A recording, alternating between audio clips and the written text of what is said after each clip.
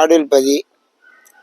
அதாவது எங்களுக்கு குடி தண்ணீர் மலை மேலே சாடியம்மன் பாறையிலேருந்து தண்ணி எங்கள் பைப் மூலம் கொண்டு வர்றாங்க.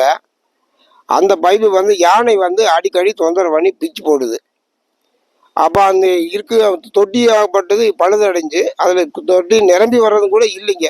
வர தண்ணி அப்படியே அதில் போயிட்டே இருக்குது. அதனால் புதுசாக ஒரு தொட்டியை கட்டி எங்கள் சாடில்பதிக்கு, அந்த சாடில்பதியிலேருந்து சீங்கப்பதிக்கும் சாடிவேலுக்கு பொட்டவதிக்கு இப்படி ஒரு தொட்டியில் இத்தனை ஏரியாவுக்கு தண்ணி போகுதுங்க.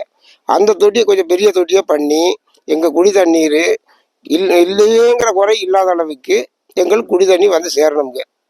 அதே போல் தெருவிளக்கு விலங்குகள் நடமாட்டம் உள்ளதுனால தெருவிளக்கு எங்களுக்கு கண்டிப்பாக பழுத இல்லாமல் எரிஞ்சிட்டே கிடக்கணும்.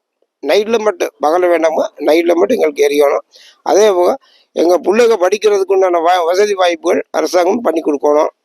அதே போல் இங்கே வேலை வாய்ப்பு படித்த பிள்ளைகளுக்கு பையங்களுக்கு எங்களுக்கு வேலை வாய்ப்பு கொடுக்கறதுக்கு உண்டான ஆயத்தம் பண்ணி கொடுக்கணும். வீடு ஆமாம், இப்போ சமீபத்தில் எல்லாத்துக்கும் பசுமை வீடு கட்டி கொடுத்துருக்காங்க. அதுக்கு முன்னாடி கட்டிய வீடுகள்லாம் கொஞ்சம் ஒழுகக்கூடிய தண்ணி மழை பெஞ்சா உள்ளே தண்ணி ஒழுகிட்டு இருக்குதுங்க. அதை சரிப்படுத்தி கொடுக்கணும்.